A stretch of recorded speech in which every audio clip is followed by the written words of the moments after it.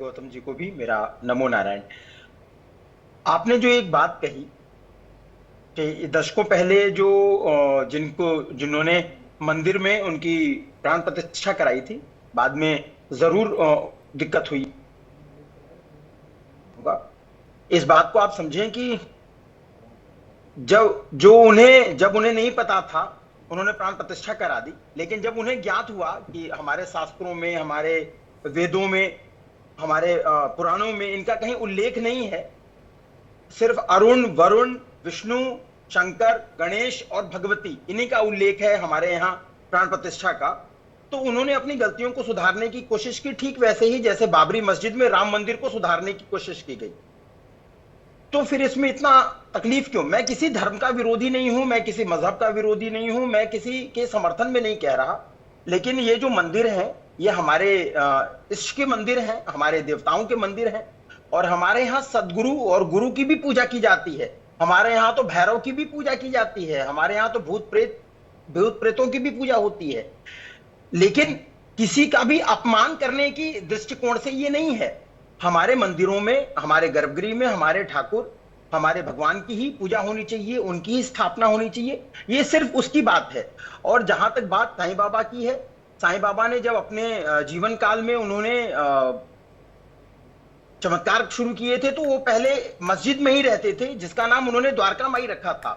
और अगर आपको याद हो, हमेशा एक शब्द कहते थे, अल्लाह मालिक। तो अगर कृष्णा जी और बाकी लोग अगर इस बात से एतबार रखते हो कि हमारे किसी गुरु या सदगुरु या किसी वेद पाठी के द्वारा अल्लाह मालिक कहा जाता हो या कहा गया हो, या इन्होंने कहीं सुना हो किसी वेद में, किसी ग्रंथ में, किसी शास्त्र में, तो जरूर इनको समर्थन करना चाहिए इस बात का। अन्यथा हमारे हिंदू धर्म, हम अपने हिंदू भाइयों को जगाने के लिए ये बात कह रहे हैं, सनातनियों को जगाने के लिए ये बात कह रहे हैं, किसी के विरोध में नहीं है, लेकिन हमारे जो अपने भाई हैं वो जग जाएं, ये सिर्फ उनकी बात है। तो इसलिए मूर्तियों को हटाने को लेकर के कतई किसी के मन में कोई क्षोभ नहीं होना चाहिए, क्योंकि हम अपने इष्ट की, अपने देवताओं की मूर्तियों को वहां प्रतिष्ठित कर रहे हैं। ठीक है, मैं इस पर अजय गौतम जी का विचार जानना चाहूंगा। उसके बाद हमारे साथ दो और मेहमान जुड़ गए, महान शुभम गिरी हमारे साथ जुड़ गए और एक और मेहमान जुड़ गए, उनका भी रुख करेंगे। लेकिन अजय गौतम जी से पहला रिएक्शन ले लेते हैं। एक सेकंड, अजय गौतम जी। देखिए, बात यह है कि किसी आदमी को, अगर वो व्यक्ति जिंदा है और उसका धर्म परिवर्तन करो तो अच्छी बात है। मरने के बाद किसी का धर्म परिवर्तन करना उचित नहीं है। साईं बाबा और चांद मियां और बहरुद्दीन, जो उनका असली नाम और असली परिचय है, और जो खुद शिरडी साईं संस्थान मानता है कि शिरडी साईं संस्थान से एक किताब पब्लिश होती है जिसका नाम है साईं सच्चरित्र। साईं सच्चरित्र का पेज नंबर अध्याय नंबर 23 खोल के देख लीजिए। जो लिखा है मैं बता देता हूं आपको। अध्याय 18-19 के अनुसार साईं कहते हैं कि इस मस्जिद में बैठकर मैं हमेशा सच बोलूंगा। अध्याय 4, 5, 7, 10, 13, 18, 19, 23, 29 और 33 के अनुसार साईं ने सदैव अल्लाह मालिक का जिक्र किया। अध्याय 19 के अनुसार कहते थे कोई कितना भी दुखी क्यों ना हो, मस्जिद की सीढ़ियों में पैर रखेगा तो वो सुखी हो जाएगा। वो कहते थे मस्जिद जो है परम दयालु है। अध्याय 23 के अनुसार वो मस्जिद सबके लिए खुली है। ये तो थे वो इस्लाम के प्रचारक के रूप में। अच्छा, अब चलिए इस्लाम के आलोक जी थोड़ा वेट कीजिएगा, आ रहे हैं आपके पास। अजय गौतम जी को पूरा कर लेने दीजिए। ठीक है। अब वो हिंदू मान्यताओं के विरोधी कैसे थे ये भी मैं बता दूं। कैसे उन्होंने सारी जिंदगी हिंदू धर्म के खिलाफ काम किया। उन्होंने कहा, उन्होंने कभी ना राम का नाम लिया ना कृष्ण का नाम लिया। अध्याय 28 के अनुसार कहते हैं गंगा स्नान तो झंझट है, मैं किसी ऐसे झंझटों से दूर रहता हूँ क्योंकि मैं फकीर इस्लामी हूँ।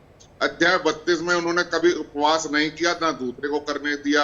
अध्याय 38 के अनुसार एकादशी के दिन उन्होंने केलकर नाम का एक ब्राह्मण था, एकादशी के दिन उसके जबरदस्ती उसको बिरयानी चेक उसके मुंह के अंदर घुसवा दी। ठीक है पंडित गौतम जी, ठीक है, अपने अपने नैरेटिव्स, अपने अपने पर्सपेक्टिव के साथ सब पहुंचे हैं। पंडित आलोक जी, मैं आपसे ये समझना चाहूंगी, ऐसा कहा जा रहा है और जैसा कि जिक्र लगातार गौतम जी भी कर रहे हैं कि चांद मियां उनका नाम था, वो फकीर थे, उनकी किताब में जो शिरडी से पब्लिश हुई है उसमें भी ये बातें कही गई है। उन तमाम भक्तों का क्या, जो इतने सालों से लगातार साईं बाबा को भगवान मानते हैं, क्या वो भगवान है, क्या वो नहीं भगवान है, ये एक दूसरा डिबेट का मुद्दा है। लेकिन विषय आस्था का है, क्या उनकी आस्था को ठेस नहीं पहुंच रही होगी?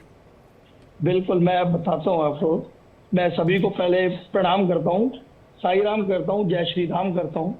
मैं भी सनातनी हूँ हमारी आस्था कहीं से जुड़ती है। और ये हिंदुस्तान हमारा जो है ना, वर्ल्ड में, संसार में एक अलग रूप है हिंदुस्तान का। भारत माँ कहते हैं इसको, जहाँ पर ये हर धर्म की रक्षा के लिए तत्पर रहता है और हर धर्म, संस्कार, संस्कृति हिंदुस्तान में पाई जाती है। आप वर्ल्ड में घूम लीजिए, कोई संस्कृति संस्कार नहीं मिलता है।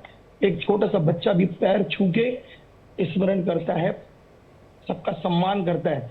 और ये तो एक बाबा की बात है जिसने सिर्फ इंसानियत के लिए लड़ा है। यहाँ तो ये पीर फकीर की बात क्या करेंगे अजय जी? अजय जी को खुद नहीं पता ये क्या चीज थे बाबा। ये तो साई चरित्र पढ़ रहे हैं। साई चरित्र में तो जो चीज लिखी है, अल्लाह मालिक ये सर्वधर्म का प्रतीक है। क्योंकि साथ में वो कीर्तन भी करते थे, सप्ताह कीर्तन सप्ताह करते थे, जिसमें हिंदू भी होते थे, मुस्लिम भी होते थे। वो रामनवमी उत्सव करते थे जिसमें मुस्लिम भी शामिल होते थे। आज मंदिर, आप जहाँ समाधि मंदिर बना है बाबा का, आप वहां जाइए, वहां देखिए, वहां पे अब्दुल बाबा की बाजार भी है, जहां पर वो प्रतीक है हिंदुस्तान में। सर्व जो हम मानते हैं हिंदुस्तान को, वो सर्व धर्म का प्रतीक मानते हैं। वर्ल्ड में जो आज मोदी जी ने जो छवि बनाई है हिंदुस्तान में, वो यही है कि हम सब एक हैं। और जहाँ पे मुस्लिम की भी सम्मान है, हिंदू का भी सम्मान है, और पूरी मुस्लिम, सिख, ईसाई सबका सम्मान है। आप देखिए, तो इस चीज के लिए हम क्यों लड़ाई कर रहे हैं, मुझे तो समझ में नहीं आ रहा। अजय जी को पता नहीं है कि एक मूर्ति है, अगर मैं पूज रहा हूँ अपने बाबा को, मैं भगवान नहीं मानता, मैं फकीर मानता हूँ, उनके पद चिन्हों पे चलने की कोशिश कर रहा हूँ, जो उन्होंने इंसानियत के लिए लड़ा है। मुस्लिम, हिंदू मुस्लिम उस समय क्या था जी? उस समय अंग्रेजों का जमाना था। सदगुरु दयानिधि आपसे कुछ पूछना चाह रहे हैं। दयानिधि जी। हाँ जी, बोलिए। दयानिधि जी, आपका माइक अनम्यूट कर लीजिएगा। आवाज आ रही है? आ रही है, पूछिए। हाँ जी। आलोक जी, अभी आपने थोड़ी देर पहले कहा कि हमारे यहाँ सर्वधर्म संभाव की बात है। मैं आपकी इस बात से पूरी तरह से वाकिफ रखता हूँ, लेकिन सिर्फ एक बात जानना चाहता हूँ। हमारे इस सनातन में ही 2008 में एक फिल्म बनी, हवस का पुजारी, और अभी उसी की बात लेकर के मुद्दा आया। देखिए, नहीं, अभी उसकी एक बात लेकर के आया कि हवस का पुजारी ही क्यों, हवस का मौलवी क्यों नहीं, हवस का पादरी क्यों नहीं। सर्वधर्म संभाव की अगर आप बात कर रहे हैं तो पूरी बात करिए। हाँ, बोलिए। अभी आपने कहा कि वहां पे बाबा की भी समाधि है, तो अब्दुल जी की भी मजार है। तो ये अल्लाह मालिक जो शब्द है, आपने सनातन धर्म में कितने लोगों के मुंह से सुना है? अरे भैया, सनातन धर्म का मैं भी हूँ, लेकिन अगर जहाँ पे सर्व धर्म की बात होती है, वहां पे अल्लाह मालिक भी बोला जाता है। नहीं, किसी मंदिर में तो नहीं बोला जाता मिश्रा जी।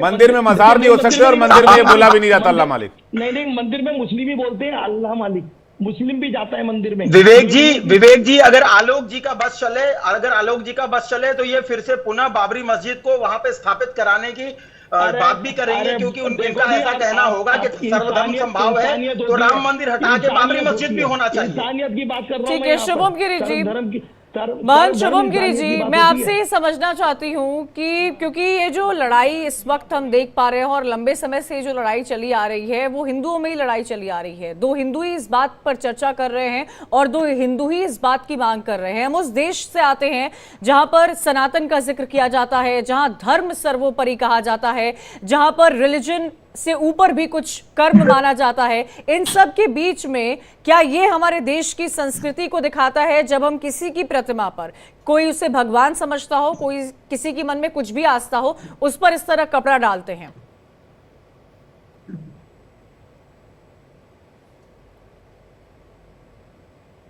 शुभम गिरी जी, मेरी आवाज आपको मिल रही है? मेरा सवाल आपसे था। अच्छा, आप ये बात कर रही हो, प्रतिमा वाली बात कर रही हो, समझ गया। मैंने सोचा मैं किसी और से पूछ रही हो। पहले तो आपको इंडिया डेली की जितनी भी टीम बैठी, जितने भी मीडिया पैनलिस्ट बैठे और देश विदेश में जो भी आपके दर्शक देख रहे हैं, सबको पहले शारदीय नवरात्रि के पावन पर्व की हार्दिक शुभकामनाएं। माँ भगवती आप सभी की मनोकामना पूर्ण करे और माँ भगवती का आशीष आपको सदैव प्रदान। सर्वप्रथम जो आपने ये महत्वपूर्ण मुझसे प्रश्न पूछा है, बहुत महत्वपूर्ण प्रश्न है, लेकिन मैं ये कहना चाहता हूँ, बिल्कुल सत्य बात आपने पूछी है, लेकिन मैं ये कहना चाहता हूँ कि जिस तरह से साईं अजय गौतम जी जानते हैं, 2013 में जब पूज्यपाद ब्रह्मलीन जगत गुरु शंकराचार्य स्वामी स्वरूपानंद सरस्वती जी महाराज जी ने जब ये मुद्दा उठाया था कि जो साईं हैं कि मुस्लिम हैं